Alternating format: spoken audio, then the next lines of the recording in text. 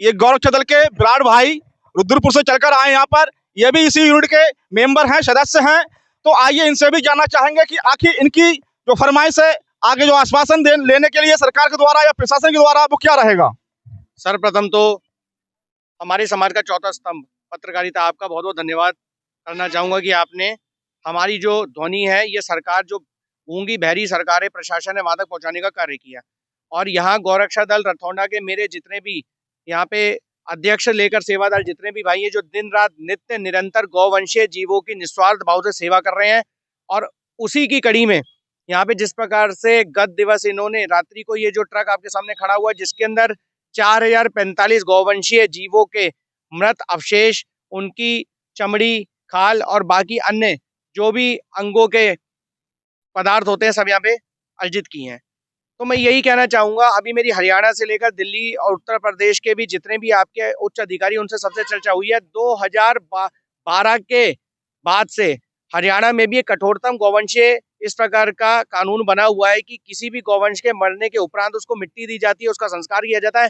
किसी भी प्रकार से ये कहीं भी लीगल नहीं है कि आप उसकी चमड़ी को इस प्रकार से बेचें। जब पूरे भारत के अंदर एक बहुत बड़ा गौ माता, राष्ट्र माता बनाओ का जनाधार बनता जा रहा है और सभी लोग एक ही ध्वनि से कह रहे हैं, तो उस गौवंश को इस प्रकार से दुर्गति उसकी होना, जिसका हमने आजीवन दूध पिया, जिसका हमारे ऊपर इतना बड़ा ऋण है कि हम कभी भी चुका नहीं सकते, उस गौवंशीय जीवों की इतनी दुर्गति की उसके खालों को उतार कर।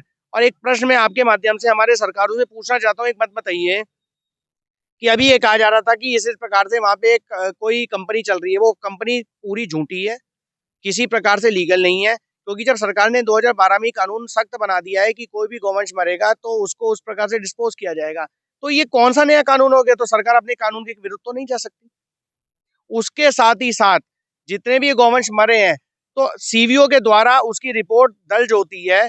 रिपोर्ट उसमें ये कहा जाता है कि वो कारण बताया जाता है कि क्या कारण था, कि इनकी मृत्यु किस कारण से हुई है। जब ऐसा तो कुछ हुआ नहीं है, तो जब ये कोई भी चीज ऐसी नहीं हुई है, तो ये लीगल कैसे हो गया? और हमारी आस्था का मामला है, हमारे आस्था का विषय है। अगर हमारे स्थान पर किसी और की एक चीज होती ना, तो यहाँ पे लोग बात नहीं कर रहे होते, अभी तक कैसे क्या हो जाता।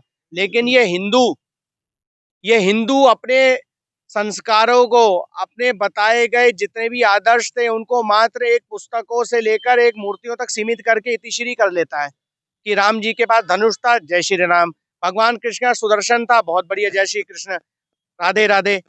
जय गौ माता, गोवर्धन पूजा के दिन गौ माता का गोबर ढूंढता है। उसके अतिरिक्त हिंदू क्या कर रहा है? कुछ नहीं।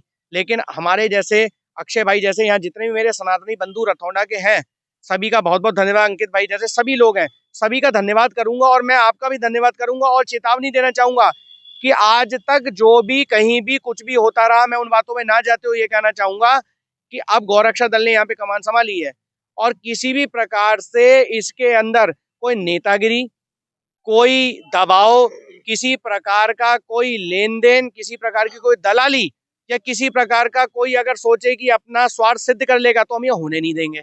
अगर यहाँ से नहीं निपटेगा, तो जो हमें करना पड़ेगा, आंदोलन करना पड़ेगा, रोड जाम करनी पड़ेगी, बैठना पड़ेगा, कानून के अंतर्गत जो भी हम कार्य कर सकते हैं वो हम करेंगे। तो मेरा पत्रकार महोदय आपसे भी यही निवेदन है कि हमारी जो ये विषय है, जो हमारा गंभीर विषय है, जो हमारी आत्मा पे आघात हुआ है, वो तो हम अपने आप को किस प्रकार से रोक के बैठे हम जानते हैं। नहीं तो अभी रतौंडा के अंदर इतना जनसंख्या हम लोग इकट्ठी कर देते, इतना यहाँ पे हिंदू इकट्ठा कर देते ना, कि प्रशासन संभाल नहीं पाता। और प्रशासन हमारे किए गए कार्य को, हम अगर व्यवस्था के रूप में कोई भी बात को रखना चाह रहे हैं, तो हमारी किसी प्रकार दुर्बलता ना माने, मैं चेतावनी दे रहा हूँ। क्योंकि अगर इस प्रकार से कुछ नहीं हुआ, तो उसके बाद जो भी होगा, प्रशासन उसकी पूर्ण जिम्मेदारी लेगा। तो साथियों, अभी आपने सुना कि इनका कहना है कि हमको जल्द से जल्द इसका यानी कि एक खुलासा किया जाए, और जिस प्रकार से हमारे गौ माता को माता कहा जाता है, उसको डिस्पोज किया जाता है, यानी खुले में नहीं रखा जाता है, उसका कानून क्या है, उसका परिवर्तन किया जाए, या जो कानून नियम चेंज हुआ है उसका भी खुलासा किया जाए, और से जल्द इसको यहीं पर खुलासा करने के बाद इनको संतुष्टि दी जाए। इसी के बाद ये शांत हो पाएंगे। और आप देख रहे हैं इस समय आपकी आवाज 101 साथियों।